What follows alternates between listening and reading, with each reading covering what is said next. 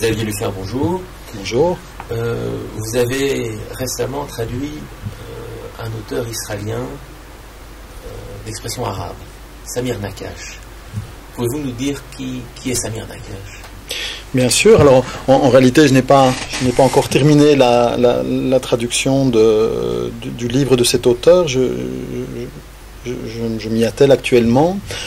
Samir Nakash est un écrivain juif israélien né en Irak, qui a émigré, comme la plupart des derniers juifs irakiens, j'allais dire, au début des années 50 en Israël, où il est décédé en 2004.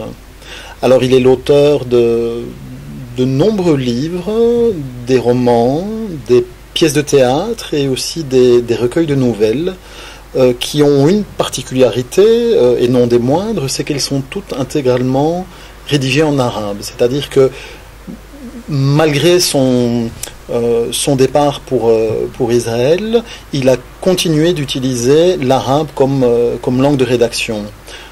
Ce qui n'est pas un choix anodin, puisque la plupart, pour ne pas dire tous les autres auteurs de différentes origines, d'ailleurs pas seulement irakiens et pas seulement du monde arabe, la plupart des auteurs juifs qui ont émigré en Israël ont, après un long temps d'adaptation quand même, décidé de se tourner vers l'hébreu comme langue de rédaction.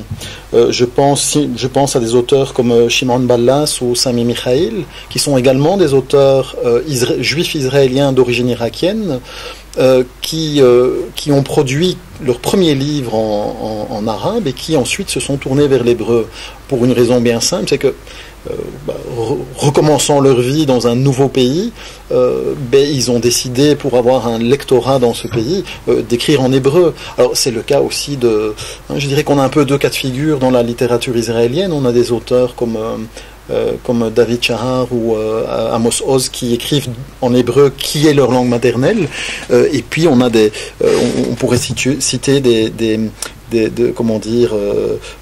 très nombreux autres auteurs qui en réalité ont pour langue maternelle qui le yiddish, qui l'allemand, qui toute une série d'autres langues, qui ont parfois écrit d'abord une partie de leur œuvre dans l'une de ces langues avant de se tourner vers l'hébreu, ou bien qui ont écrit directement en hébreu. Mais voilà, donc Samir Nakash a cette particularité d'avoir, alors qu'il est arrivé jeune, il était jeune adolescent lorsqu'il est arrivé en Israël, il a décidé de continuer d'écrire en arabe. Il est le seul, à ma connaissance, à avoir fait ça, alors qu'il vivait en Israël. Et ce, jusqu'à sa mort. Il n'a jamais, à ma connaissance, je peux me tromper, mais à ma connaissance, il n'a jamais rien écrit pour ce qui est de ses œuvres littéraires. Hein. Peut-être qu'il a écrit des articles en hébreu, je n'en sais rien, mais il n'a jamais écrit d'œuvres littéraires dans une autre langue que l'arabe.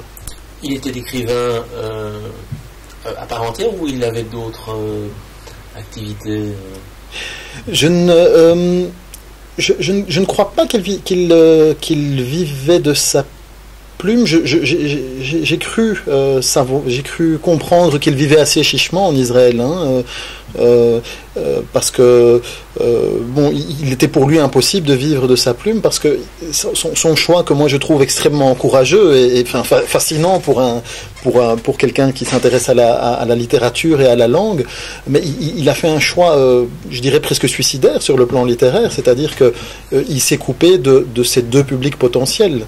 En continuant à écrire en arabe, il avait par définition relativement peu de lecteurs potentiels en Israël.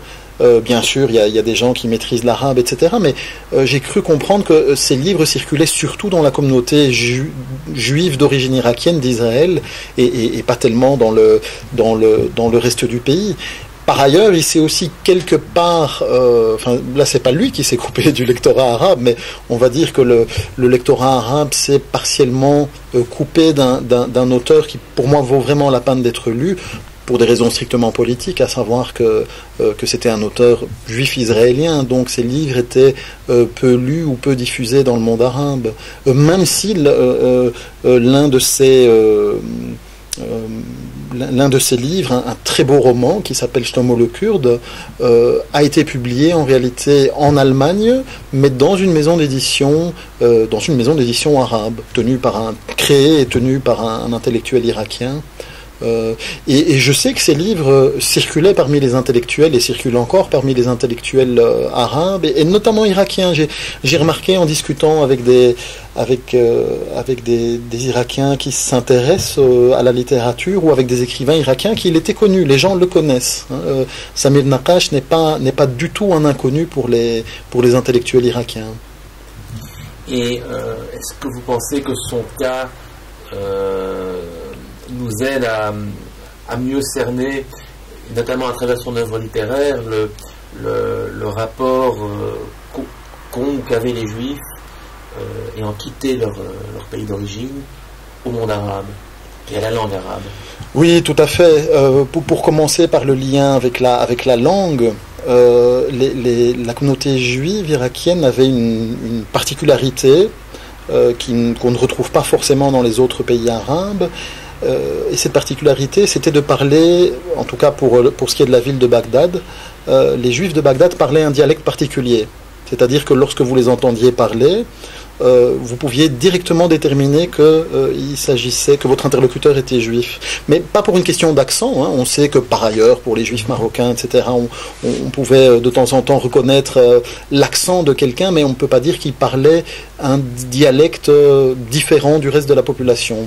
Or, en Irak, à Bagdad en particulier, on est dans une ville où anciennement, jusque dans les années 50, les musulmans parlaient un dialecte particulier, les juifs un dialecte particulier et les chrétiens un dialecte particulier. Et Samir Naqash, dans ses pièces de théâtre surtout, et aussi dans certaines de ses nouvelles, utilise le dialecte des juifs de Bagdad. Donc c'est si vous voulez une survivance à travers l'écrit de cette langue parlée que des gens continuent à parler maintenant en Israël, mais enfin ils sont de moins en moins. On en a au moins un témoignage par ces livres, et comme je le disais tout à l'heure, ce n'est pas juste un accent, ou ce n'est pas de l'arabe avec quelques mots d'origine hébraïque ou araméenne, non, c'est plus que ça, c'est la prononciation de la langue est différente, la morphologie et même la syntaxe de la langue sont différentes du parler des musulmans. Et donc, les livres de Samir Naqash sont écrits en arabe moderne, mais les dialogues, très souvent, notamment dans les pièces de théâtre et les nouvelles, sont rendus, eux, dans le dialecte des Juifs de Bagdad. Alors, pour ce qui est au-delà de la langue, de sa perception de l'Irak, il y a une profonde nostalgie en fait de l'auteur qui, encore une fois, je dois bien dire que je n'ai pas lu toute son œuvre, mais pour ce que j'en ai lu jusqu'à présent, c'est une œuvre qui réellement est tournée vers le passé, je dirais, est tournée vers avant 1950 ou 1951. Une espèce de paradis perdu. Vraiment. C'est vraiment la description d'un paradis perdu. Qui d'ailleurs n'est pas le propre de Samir Naqash.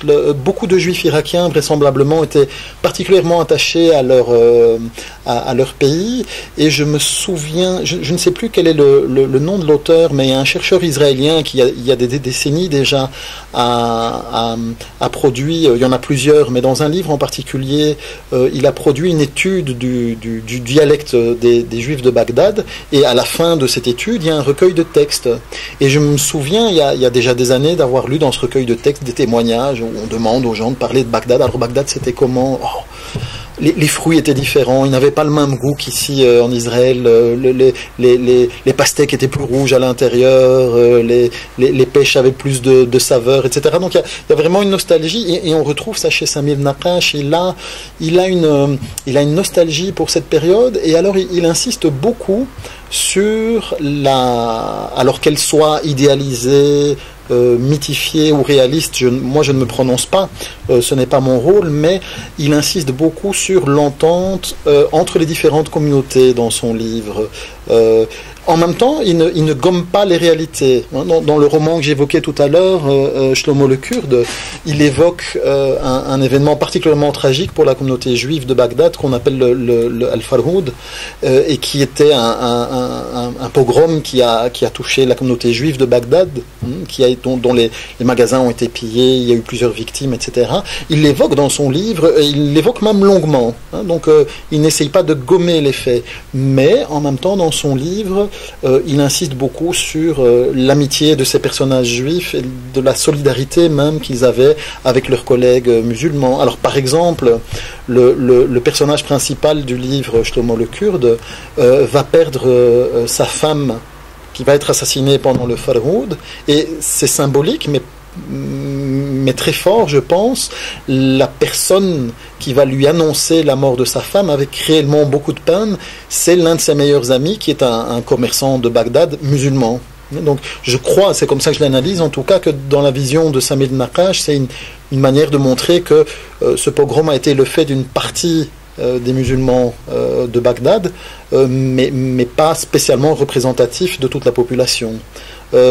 D'autant plus que ça revient comme un leitmotiv dans le roman. Le roman commence au Kurdistan, enfin la vie du personnage, pas le roman, commence dans le Kurdistan iranien, en fait à Sablar, la ville qui va devenir Mahabad plus tard, et là aussi, comme par hasard, le meilleur ami de Shlomo, qui est en réalité un juif kurde et pas un juif arabe dans le roman, mais son meilleur ami s'appelle Mir Ali, et comme son nom l'indique, c'est un commerçant musulman, et c'est plus que son ami, ils sont associés en affaires, et leur destin et le destin de leur famille d'ailleurs vont être liés pendant très longtemps. Ils vont traverser l'occupation russe et puis ottomane de leur ville, etc. ensemble. Donc c'est quelque chose de récurrent, c'est j'allais dire l'amitié entre les peuples, mais pas de manière naïve, puisqu'il ne cache pas du tout les événements. Alors, un autre élément quand même assez saillant dans ces livres, et notamment dans celui-là,